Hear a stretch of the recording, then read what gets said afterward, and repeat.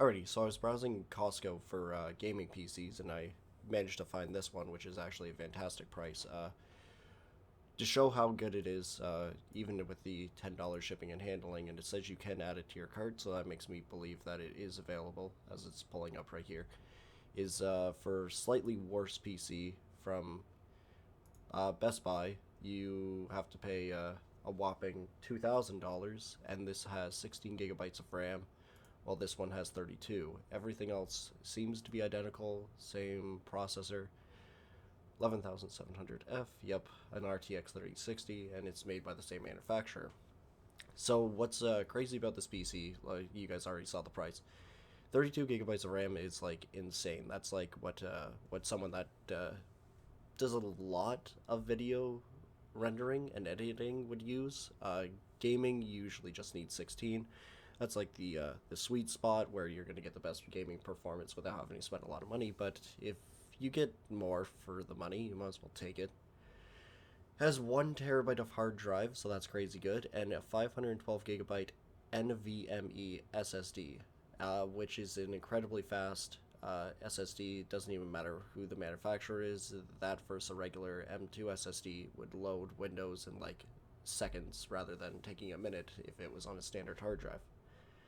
You get a basic keyboard and mouse. The cooling's not going to be great. Doesn't have a lot of airflow to it. So the case sucks. Keyboard and mouse suck. The power supply is a 500 watt, which isn't great for the 3060. It recommends 550. So that's not the best, but maybe it's a little bit weaker for 3060. So yeah, it says it comes with a 500 watt. So maybe it'll be fine if it's coming from HP. I'm assume somebody somewhere tested to make sure this thing runs flawlessly the way it comes. I would still suggest getting fans for up top to make this thing cool. Like, the chances are you're not going to be yanking this PC apart to put it into a better case.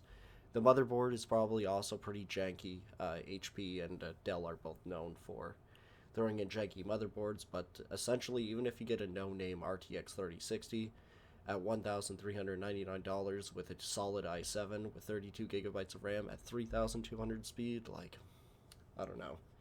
That's really good. Like, this can pretty much run any game at over 60 FPS. Games like Fortnite should be about at least 240 with lower settings.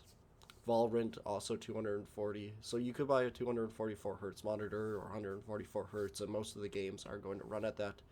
3060 is a better version of like the 2060 Super, gets a little bit higher FPS and has a whopping 12 gigabytes of VRAM, so it's a perfect like upper end graphics card compared to like everything else that most people have that they can get their hands on. And yeah, so for the price, I would probably say this is the best priced PC on the market. I would definitely consider it if I was looking for a gaming PC and I didn't want to have to do any upgrades right away other than maybe adding some fans up top. I'm not sure what cooler is going to come in it.